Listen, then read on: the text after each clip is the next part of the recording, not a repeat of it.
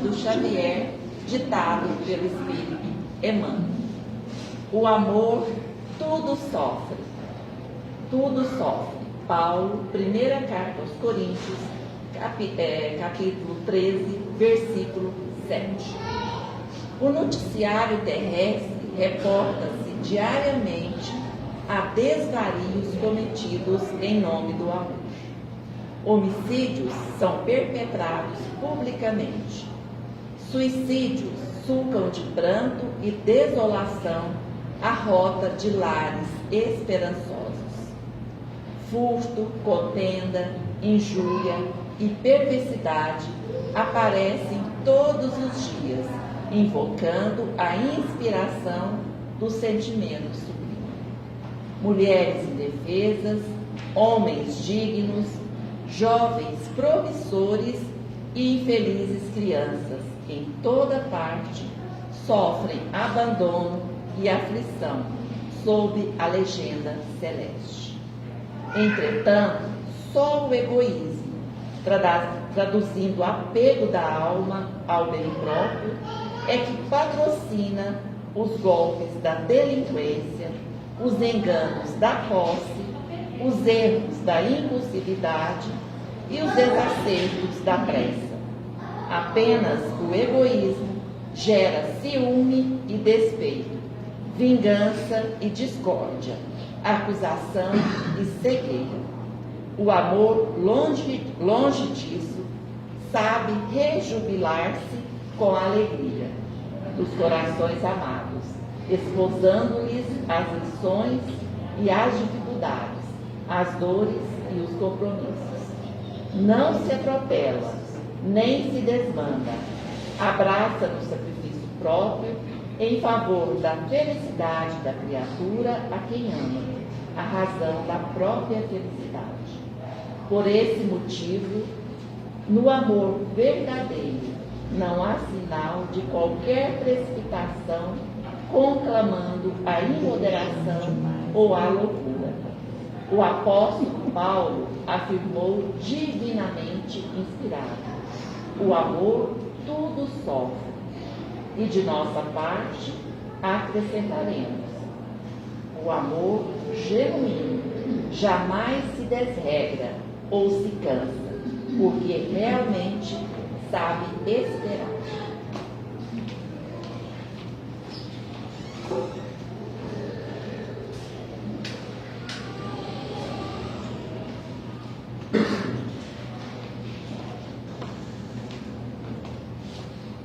Então vamos todos nós agora serenar as nossas mentes, os nossos corações. Vamos pensar em Jesus, pedir a Ele que nos envolva com toda a sua luz, com toda a sua paz, que possamos estar atentos a tudo aquilo que for dito aqui hoje, para que possamos levar o melhor desses ensinamentos. Agradecemos a Jesus por todas as oportunidades que Ele sempre nos dá, oportunidade de aprendizado, a oportunidade de amor e a oportunidade de tudo aquilo que nós necessitamos, com certeza, a Jesus sempre nos dá.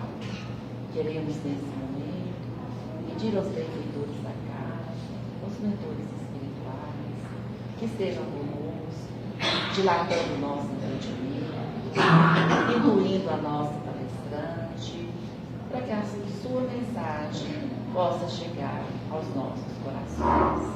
E com a permissão de Jesus, com o amparo da espiritualidade, a mente benfeitora, nós vamos dar início aos trabalhos da noite de hoje. E que assim seja.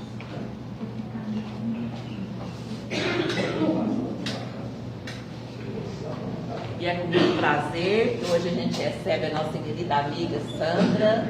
Seja bem-vinda. Obrigada. Boa noite, gente. Boa noite. Originalmente era outra palestrante, mas como ela não pôde vir, ela me pediu para substituir. E como eu não achei ninguém, vocês vão ter que me tolerar hoje. Então hoje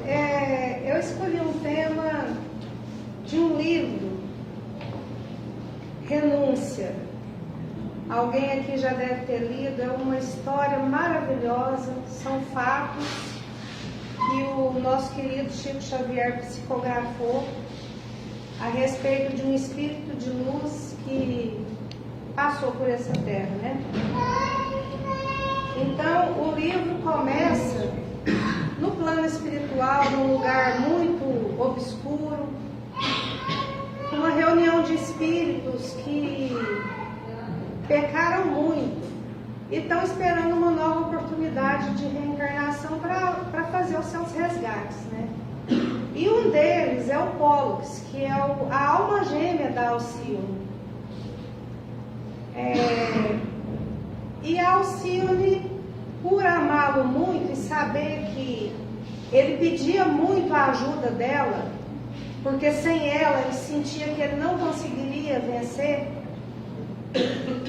ela pede permissão aos espíritos superiores para reencarnar e vir aqui à Terra ajudar ele novamente.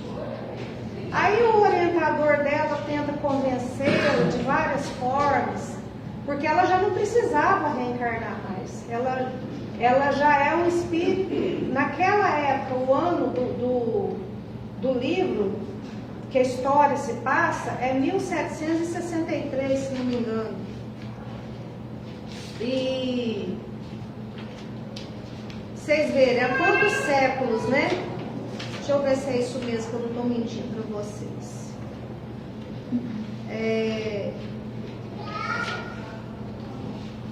Então, a Alcione, 1662, um século antes do que eu falei, 1662. Então, a Alcione pede, implora um novo corpo para reencarnar, para vir até aqui ajudar o Pollux. E é concedido. E ela vem. Aí a história começa já no plano terrestre, né? O ano de 1662, o Cirilo, que é o pai da Alcione, conhece a mãe dela, que é a Madalena Villamil. Eles eram muito jovens, o Cirilo era irlandês, tinha um tio rico, cuja filha era apaixonada nele, só que ele não sabia. E ela tinha o desejo secreto de se casar com ele. Mas aí ele conhece a Madalena e se apaixona instantaneamente, né? É um amor mútuo, é um reencontro de almas, né? Na verdade. Horrorosa no continente europeu. E os pais do Cirilo, que estavam na Irlanda, ele tinha irmãos pequenos, eles estavam passando fome. E nisso a mãe da Madalena adoece também. Os pais dela eram muito ricos, só que o pai era jogador. Ele tinha o vício do jogo, então ele perdeu toda a fortuna deles no jogo. Mas ainda tinha aquela altivez da aristocracia europeia, né? E aí eles se casam e a Susana sempre tramando nas sombras para separar os dois. E foi na época que muitos imigrantes foram para a América em busca de uma nova vida, né? Em busca das riquezas da América. E aí tinha um programa lá do rei que ele pegava umas famílias, as famílias que tinham mais influência, né, na corte, que alguém tinha influência, pedia por aquela família, e os filhos mais velhos iam em busca dessa terra nova, né, que era a América. E o Cirilo era o mais velho. E a Susana tanto tramou que ela fez ele ir para a América. A Madalena não foi porque a mãe estava doente, ela não quis abandonar a mãe. E o tio do Cirilo, que era o pai da Susana, achou aquilo muito estranho. E ainda comentou que enquanto a mulher dele era viva, eles nunca tinham se separado nem um dia. Só que aí ele foi, em nome da família ele foi. E nisso a Madalena se descobriu grávida. da Alcione. E só que aí veio a peste negra. Foi quando teve a peste negra na Europa, matou gente demais. E a cidade que eles moravam era em Paris. E Paris virou aquela loucura onde eles pintavam uma cruz vermelha, significava que tinha gente doente, teve muita gente que foi enterrada viva. Isso aí inclusive está na história, né? E a Madalena estava muito doente. Da família restou somente o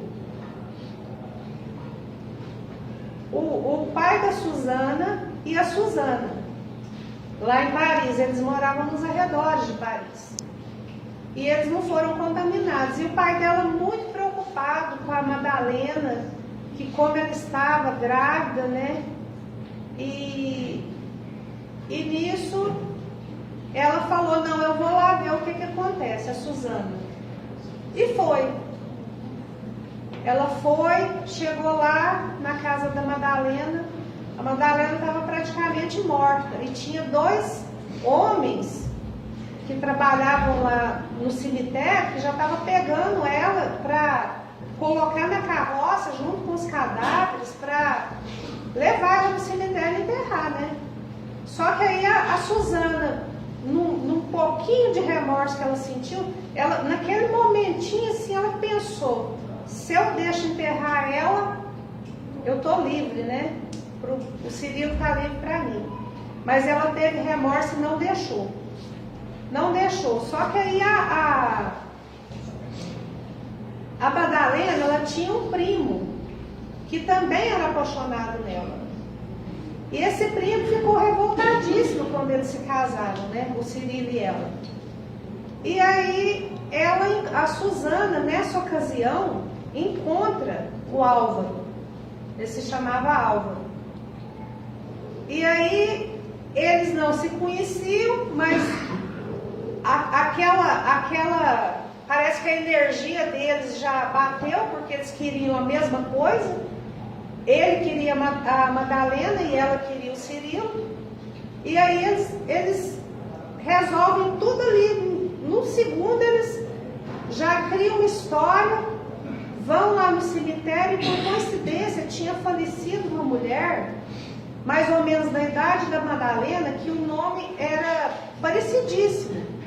E aí eles pagam para o padre que ficava lá no cemitério fazendo as certidões de óbito para corrigir aquele nome.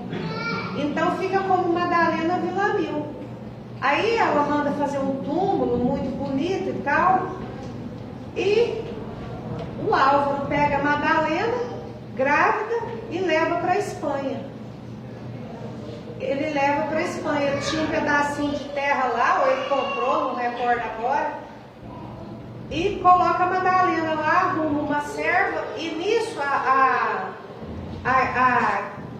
peste que ela tinha contraído deixou ela paralisada. Ela conseguia ficar em pé, mas muito pouco, ela sentia muitas dores, as pernas inchavam, então ela tinha muito pouca mobilidade. E aí ele arruma uma serva para ela, uma ajudante, e tentando sempre se casar com ela, sempre assediando ela, e ela não queria, e nisso a Alcione nasce. A Susana vai para a América, e lá ela dá a notícia que a Madalena morreu, e nisso eles também dão um jeito de falar que o Cirilo morreu para a Madalena, e ficam os dois achando que eles eram viúvos. E aí, de tanto o povo insistir lá na América, tinha um senhor que era meio que o patriarca da comunidade que se formou lá. O Cirilo acaba se casando com a Susana. Enfim, a Alcione cresce na Espanha. O Álvaro percebe que não consegue nada com a Madalena e abandona ela à própria sorte. Aí ela cria uma hortinha lá nas terrinhas. Nisso é a época da Inquisição, chega a época da Inquisição Espanhola, que foi uma fase horrorosa da história humana, né? Que muitas pessoas eram perseguidas em nome da igreja, pelos maus padres, né? Que espoliavam as terras, as riquezas das pessoas, às vezes até pessoas mesmo, inclusive quiseram até, o vizinho de terra quis até comprar Alcione como uma escrava branca. E aí um padre que se fez amigo da família, o padre Damiano, ele negou aquilo de todas as formas e não deixou levar a menina, porque senão ela tinha sido levada. E aí a Alcione vai crescendo e aquela bondade, aquela maturidade enorme que ela tinha, que só trazia alegria para a mãe, né, para a empregada, para o padre. E aí essa empregada se envolve com um trabalhador dessa fazenda vizinha, que quis roubar Alcione. E aí ela tem um filho, só que o filho era aleijado. Nessas alturas, eu estou pulando um pedacinho, o Álvaro, ele se envolveu com o tráfico de escravos e acabou sendo morto. E ele volta reencarnado nessa criança que nasceu com a mão aleijada, o pé aleijado, o olho quase cego. E só que os fazendeiros naquela época, as crias, né, que eles falavam, não podiam ser defeituosas. E aí eles iam matar a criança. E a ajudante da Madalena pede, pelo amor de Deus, para ela ficar com o filhinho dela. E aí ela fica. Quando ela pega a criança nos braços, ela sente aquele amor que ela não sabe de onde que vem. Mas era um primo dela, reencarnado. E aí ela cuida da criança e da educação, sempre ali com a Alcione. Elas percebem que ele tinha uma natureza, um caráter revoltado com a vida, com os defeitos do corpo dele. E aí elas vão burilando o caráter dele. Ele aprende música, ele aprende a ler, aprende a escrever. E sempre as outras crianças abusando dele, porque ele era negro. E aí, uma série de coisas, né? E aí, a Alcione cresce, se torna uma moça linda. E nisso chega o Carlos. Chega o Carlos, que era sobrinho do padre Damiano, amigo da família. O Carlos tinha sido prometido a Jesus pela mãe quando ele nasceu. E o Carlos é o Pólux, a alma gêmea da Alcione.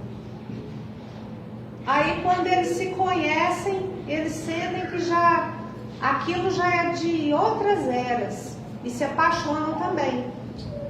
Só que era um amor proibido, porque o Carlos era da igreja.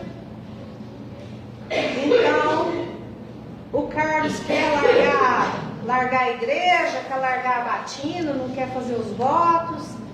E aí a Alcione, com muito custo, consegue convencer ele a não fazer aquilo. Fala que vai ajudar ele, que vai... Mas como uma irmã, que eles não podiam viver aquele amor. E aí o Carlos fica muito revoltado com aquilo. E aí eles acabam se mudando por conta desses problemas. Eles vão para Paris, retornam para Paris. A Alcione, a mãe dela e o padre Damiano. Eles vão embora para Paris. E chegando em Paris, a Alcione vai procurar trabalho, porque o padre adoece por causa do clima frio, deixou a Espanha, que era um clima mais ameno, né, o lugar que eles moravam, e foi para a França no inverno, muito frio, foi morar no mosteiro. E aí ele já tinha um problema recorrente dos pulmões, ele adoece e está quase à beira da morte. E aí a Alcione paga as custas do tratamento dele e o dinheiro praticamente acaba. E quando o dinheiro está acabando, ela percebe que ela tem que arrumar alguma coisa para fazer. A mãe não tinha condição de trabalhar. E ela vai procurar emprego numa costureira lá. Só que a costureira queria que ela se prostituísse. E ela era muito pura, né? Ela ficou indignada, horrorizada com aquilo e volta para casa chorando. E aí o irmãozinho dela vê, que é o Álvaro, né? E aí fala: o que foi, Alcino? Por que você está chorando e tal, né? Ela falou: Álvaro, hoje nós vamos sair à noite, mas a mamãe não pode saber. E eles vão tocar numa praça muito movimentada. E o Álvaro, todo aleijadinho, mas tocando o violino, né? Aquela melodia maravilhosa, e a Alcione cantando. Nisso o pai dela tinha voltado da América com a atual mulher, a Suzana, e eles tiveram uma filha. E aí quando ele ouve aquela voz, e ela canta justamente a música que a Madalena cantou quando eles se conheceram. E a voz dela era idêntica à da mãe. E aí quando ele ouve aquela voz, ele manda a carruagem parar na hora. Ele se tornou um homem muito rico. Ele era plantador de fumo na América, comerciante, né? Muito rico. E aí ele pede para parar. E quando ele vê a cantora, ela é o retrato da mãe. Não era só a voz, a aparência também. E ele fala assim para a mulher dele, para Suzana: mas é o retrato de Madalena. E a Suzana toma aquele susto, né? Ela já começa a pensar: o que está acontecendo? Quem que é essa pessoa, né? E aí eu sei que ele quando ela termina de tocar, de cantar, e o Álvaro de tocar, ele agradece, fala que ela reavivou muitas lembranças e dá um saquinho cheio de dinheiro para ela, cheio de moeda. E aí ela percebe que aquilo ali era muito dinheiro, já tinha uns homens meio que assediando ela, eles vão embora. Ela e o Álvaro vão embora. Vão embora, cansados, mas felizes. E aí ela conta para o padre Damiano o que ela fez, né? Aí ele fala: muito louvável a sua atitude, mas você não vai fazer isso de novo, porque você correu perigo. Você podia ter sido assediada por pessoas más. Aí ela fala que não, que ela vai procurar um trabalho digno, né? Sem que ela corresse tanto perigo. E nisso, o Cirilo compra uma casa em Paris, está voltando de vez, apesar da Suzana não querer. Eles estão voltando de vez para Paris com a filhinha deles, e a filhinha não se dava com a mãe e precisava de uma governanta. E aí o padre, amigo do padre Damiano, gente, o que vocês veem que é a vida, hein? As coincidências. Isso tudo que eu estou contando aqui é fato, está tudo aqui no livro. Esse padre, amigo do padre Damiano, comenta que essa família muito rica, que chegou da América, está precisando de uma governanta para ensinar a filhinha, cuidar dela e tal. E aí eles indicam a Alcione. Aí quando fala o sobrenome, Cirilo Davenport, aí o padre Damiano já liga as anteninhas, né? Fala: gente, mas esse nome é muita coincidência. Aí ele chama a Alcione, aí pergunta para ela, né? Aí ela fala: não, padre, eu também achei muita coincidência, mas deve ser só uma coincidência. E aí ela vai para dentro da casa do pai, que ela não sabia ainda que era pai. E a Suzana se toma de antipatia por ela, né? Porque além dela ser a cara da suposta falecida, né? Era a mesma voz, ela era de uma doçura extrema. ela não se irritava com nada, tudo que a Suzana fazia para destratar ela não se irritava. A menina contava para o pai o que ela tinha feito, e ele ia brigar com ela, a Alcine entrava no meio e falava: não, seu Cirilo, eu fiz isso, tá certo, não sei o que, para ensinar a menina. Esqueci o nome da irmãzinha dela. E aí a vida segue, e ela vai, aos poucos, ela vai conquistando a Suzana também, pela bondade que ela tem. Ela não se sente ameaçada, e ela chega a achar que aquilo é uma coincidência. Só que aí a Alcione, conversando com o padre, ela começa a perceber que era a mesma família, que era o pai dela. Só que eles não conseguem desvendar o que tinha acontecido, né? E fica, né? A vida segue, e nisso o padre adoece, o padre morre, e a Alcione continua trabalhando, e ele sempre querendo conhecer a família dela, e ela sempre saindo fora, porque ela sabia que se eles fossem na casa dela, ia acontecer, aquela família ia acabar, né? Simplesmente ia acabar, porque aí toda a verdade que Alcilde não sabia o que era, mas sabia que era algo muito obscuro, ia vir à tona. E ela sabia que a mentora daquilo ali era a Suzana, né? E aí ela sempre se esquivando, né? E o Cirilo sempre mandava a carruagem levar ela. E ela sempre ficava a um quarteirão da casa dela. E aí um dia, quem chega? O Carlos, procurando ela. Largou a igreja e foi atrás do grande amor da vida dele. Aí a Alcine falou para ele que ele não devia ter feito aquilo e tal, mas que já que ele tinha feito, que eles iam viver, né? Poderiam viver juntos no futuro, mas que ele teria que confiar nela e esperar.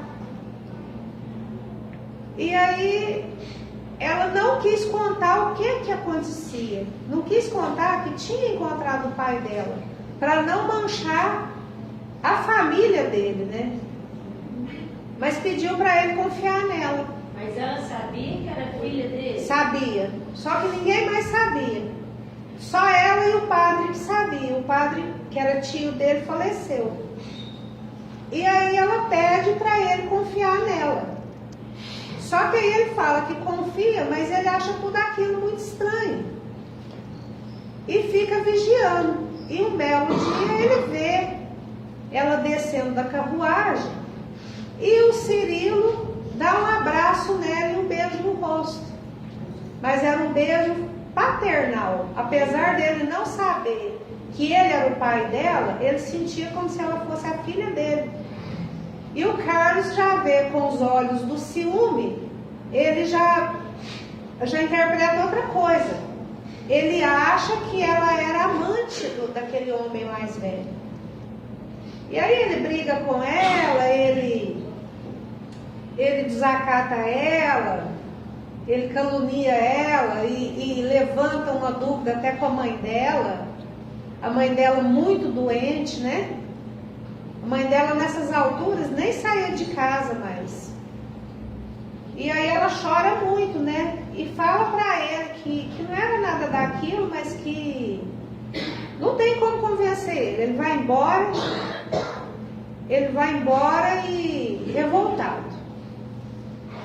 Aí ela chora muito com aquela situação, mas ela sabia que ela não podia abandonar a família do pai, que precisava muito dela, a irmã, a madrasta, o pai da madrasta, que também ela via como um avô, né? O velhinho gostava demais dela. Nessas alturas ele foi morar com a filha e também percebeu aquela semelhança, só que aí ninguém sabia explicar, né? E eles faziam o estudo do evangelho, ela ensinava muitas coisas, que ela era muito madura apesar da pouca idade. E ela ganhou o amor de todo mundo naquela casa. E aí, a mãe dela cada dia mais doente, e um dia ela tem que faltar. E ele sempre querendo conhecer a Suzana, a menina, é Beatriz que ela chama, não é? Lembrei agora, é Beatriz, a irmã dela, é Beatriz. A Beatriz fica noiva, cresceu, ficou noiva. E aí todo mundo via Alcione como uma pessoa da família. E aí eles querem conhecer a mãe dela, ajudar de alguma forma. E aí, gente, um dia ela falta de trabalho, que a mãe dela começou a ter delírios. Começou a ver quem já tinha partido e começou a gritar que o pai dela ia chegar. E ela pensava, meu Deus, mas como que meu pai vai chegar? Meu pai está vivo, como que ele vai chegar? E orando, né? Orando a Jesus, pedindo para tudo acontecer da melhor forma. E aí, de repente, quem chega? O Cirilo com a família todinha. A Suzana, o velhinho, pai dela, a Beatriz. Acho que, não lembro se o noivo dela foi, acredito que não. E aí, a Madalena, lá do quarto, ela começa a gritar que o Cirilo tinha chegado, que ele tinha chegado, que ele estava lá, né? E aí ele ouve aqueles gritos e já transforma a fisionomia e aquela voz, e a Alcione pelejando para não deixar ele entrar, mas não tem jeito. E aí quando ele entra, que ele vê a Madalena, ele já fica assim sem entender, né? E ela, Cirilo, meu amor, você voltou, e eu sabia que você ia voltar, que você não ia me abandonar, não sei o quê, fala um monte de coisa. E aí nisso a Suzana entra, já vê aquela cena e já cai de joelhos e começa a chorar. E aí acho que é Jacques, o pai dela chama, entra também e vê a Madalena. E a Alcione fica assim, né? Estática, só rezando. E a menina, a Beatriz, não entendia nada do que estava acontecendo, porque quando ela nasceu, isso tudo já tinha acontecido, né? Ela não sabia das histórias passadas.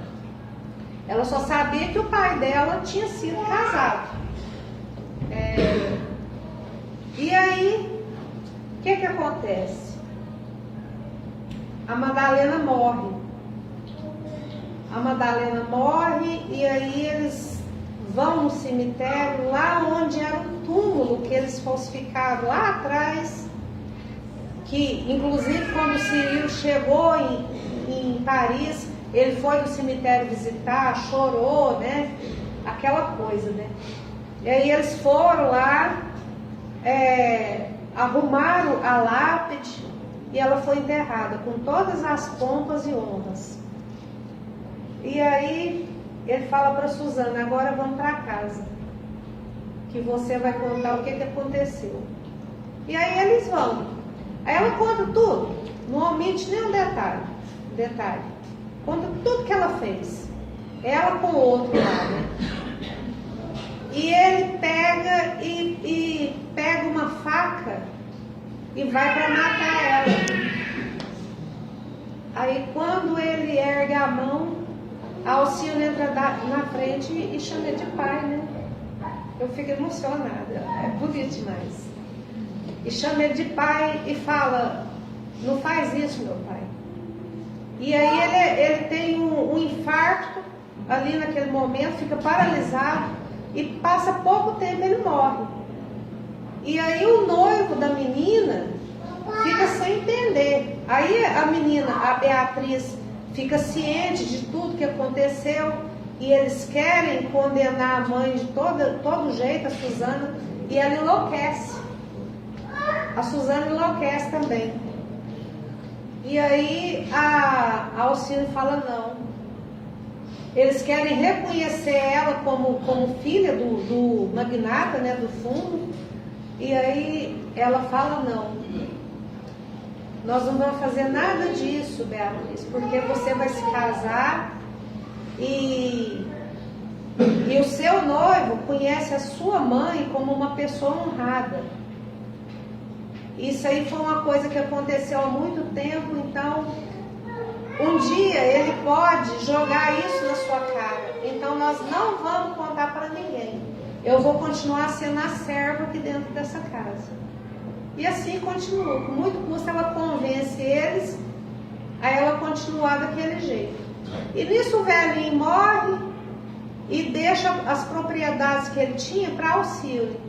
E a Susana tinha uma irmã que era muito ambiciosa e veio querendo saber por que aquela serva tinha recebido aquela herança, né, que era direito delas, que não sei o quê. E a Beatriz quer contar de todo jeito, mas a Alcíone não deixa, né?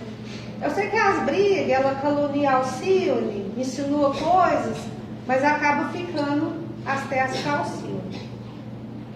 E a Alcíone vai cuidar da Susana.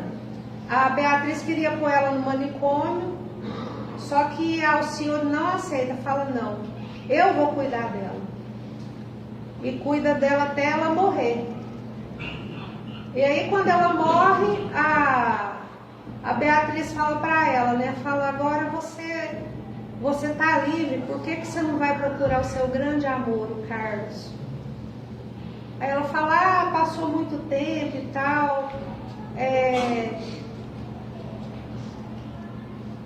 Minto, ela conta para ela, a Beatriz fala para ela fazer uma viagem, né? Descansar e tal. Aí ela conta para ela do Carlos. Ela fala, então por que você não vai? E eles arrumam tudo para ela viajar para a Espanha. Ela embarca no navio. Ela chega lá, vai procurar o Carlos. O Carlos tinha casado. Ele tinha casado, não era para ser, né, gente, nessa vida. Ele tinha casado, mas não se dava com a mulher tinha ciúme demais da Alcíone, porque ali naquela região, eles sabiam, né, os mais velhos que tinham conhecido a Alcíone, e aí a Alcíone pega e fala para ele, quando ele conta para ela, foi a mesma coisa de enfiar uma faca no coração dela, né? Só que aí ela se domina, pede forças a Jesus e fala, então Carlos, a nossa felicidade não é para ser aqui, mas eu vou te ajudar como irmã. Deixa eu te ajudar a sua esposa. Eu não lembro se ele teve filhos. Eu acho que teve, não lembro agora. E aí ele fala, não, ela jamais entenderia a grandeza do seu coração. E aí eles se separam novamente, né? E ela chora muito. Mas ela chora com conformismo, ela nunca se revolta com Deus, nunca. E aí ela resolve tomar o hábito de freira. E aí ela vira freira, entrega os bens dela tudo para a igreja. E aí no convento onde ela vai, ela era uma pessoa muito dinâmica. E aí ela cria uma horta, ela começa a cuidar das pessoas que vão lá na porta pedir, muita fome naquela época, muita pobreza, e ela chama a atenção da igreja. A igreja naquela época ainda era a Inquisição espanhola, né? Que matou gente demais. E aí eles mandam um padre lá para investigar. Aí o padre, ele era muito libidinoso, muito safado, assediava as freiras. E aí ele chega na Alcíone. E a Alcíone, assim, ela era inexpressiva, mas quando falava de Jesus, ela se transformava. E aí ela fala para ele que ela não negaria a fé em Jesus e que ela não concordava, em resumo, né? Que ela não concordava com nada daquilo, que ele podia fazer o que ele quisesse.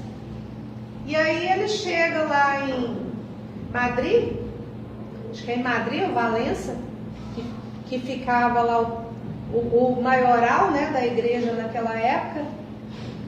E aí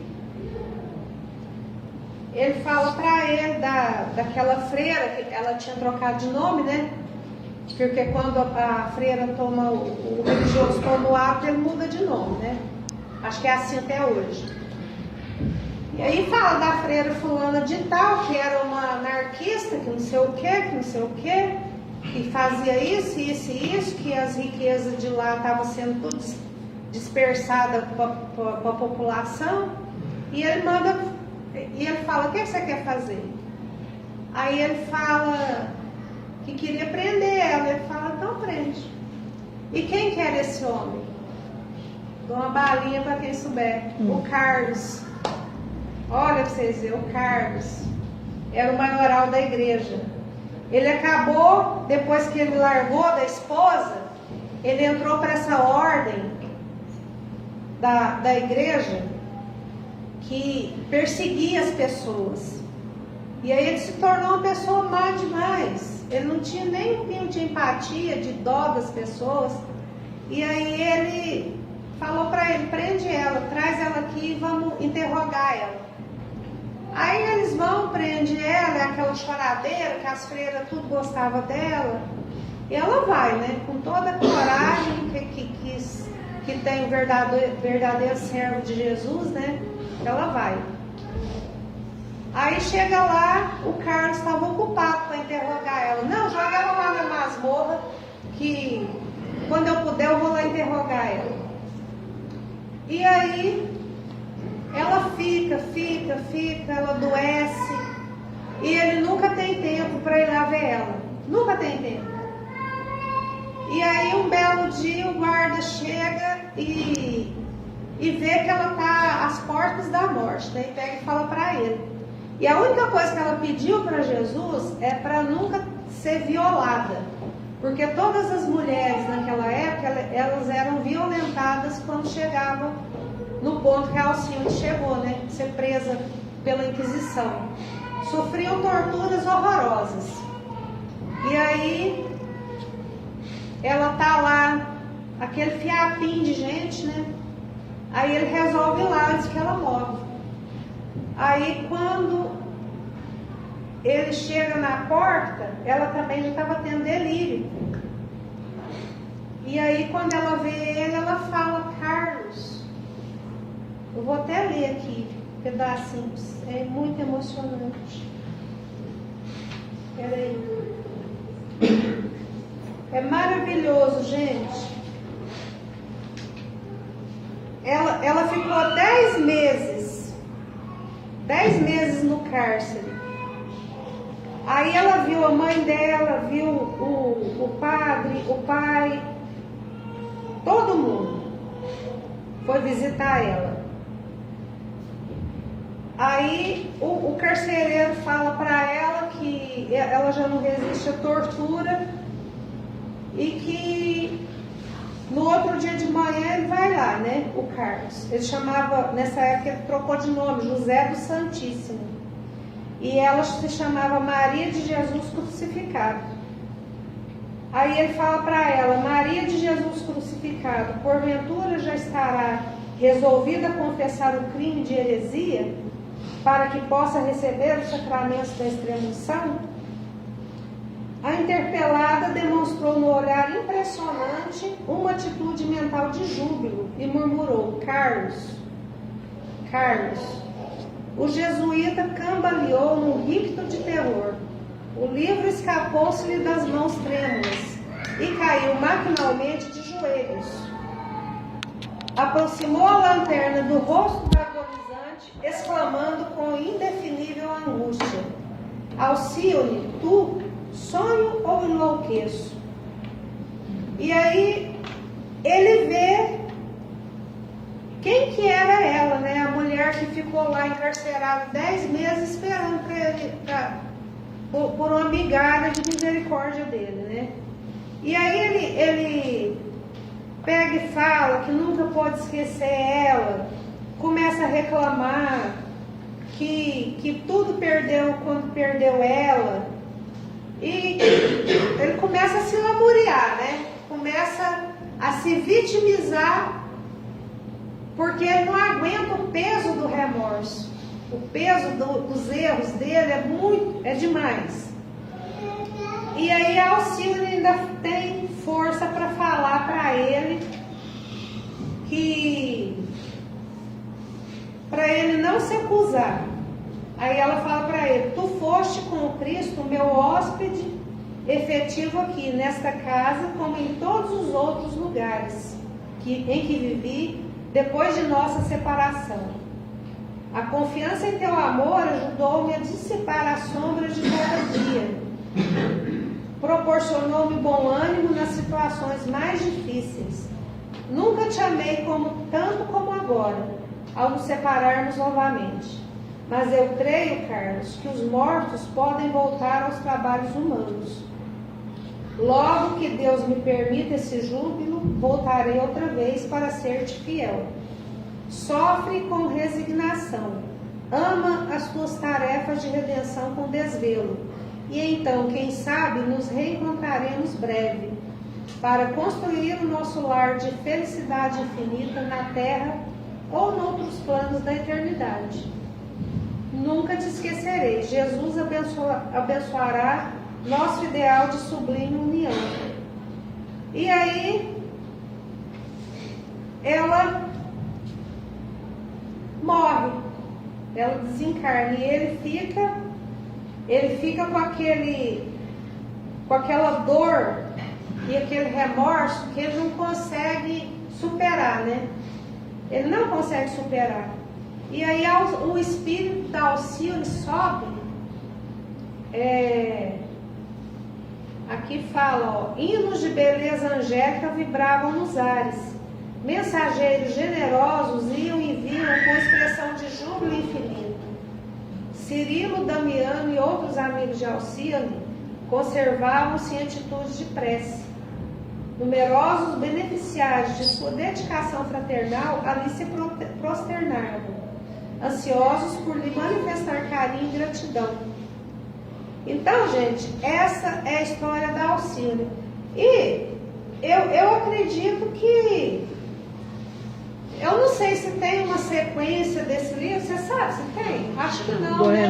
O Paulo Freire fala que tem uma estrela com esse nome, não? Uma estrela. Isso mesmo, tem uma estrela com esse nome. A continuação do livro. Tem, não. Poderia ter, né, gente? Porque com certeza ela voltou aqui, retornou para acudir essa alma gêmea dela. Então, a lição que esse livro nos traz, que essa história nos traz, é aquele que renuncia a tudo para fazer a coisa certa, para cumprir o seu dever, a recompensa que ele tem no plano espiritual é imensa. Porque vocês veem, ela deixou de viver com o amor da vida dela para cuidar do pai. Ela sabia que vinha a obrigação filial, né? Ela cuidou da mãe, cuidou do pai, cuidou da irmã. E depois foi viver para Jesus, quando ela percebeu que já não podia estar com ele, né? E os caminhos deles, infelizmente, quando ela pediu lá atrás para ele confiar, se ele tivesse confiado, talvez teria sido diferente, né? Ele usou o livre-arbítrio dele devido à sua própria personalidade, que era uma personalidade muito falha, porque ela nunca desconfiou dele, em momento algum ela desconfiou dele. E, no entanto, ele desconfiou dela várias vezes. Então, a mensagem que esse livro nos deixa é o poder do amor. E, principalmente e acima de tudo, o amor de Jesus por nós. Porque a Alcíone é um exemplo assim, é um livro que eu acho que tem que ser um livro de cabeceira para nós. Que naqueles momentos de maior tentação ao erro que a gente tem, a gente lembrar da renúncia de Alcíone e ter força para resistir, porque a gente, por ser muito falha, a gente ainda tem muita dificuldade de resistir às coisas erradas. E Deus nos dá o que a gente precisa e não o que a gente quer, né? Porque a nossa vontade nunca é melhor do que a dele. Então é isso, a mensagem eu recomendo, já li 8 vezes, toda vez eu choro, toda vez, 8 vezes. Já li Paulo Estevão 10, é os dois livros que eu mais adoro, é Paulo Estevão e esse aqui que é a história da Alcina, que é renúncia. Então, gente, Você ganha de mim. eu espero que vocês tenham gostado. Eu vim como substituta hoje, mas é uma história muito linda da Alcina que eu tinha que repartir com vocês. Agradeço a atenção e muito obrigada. Obrigada, Sandra. Pode vir, mãe.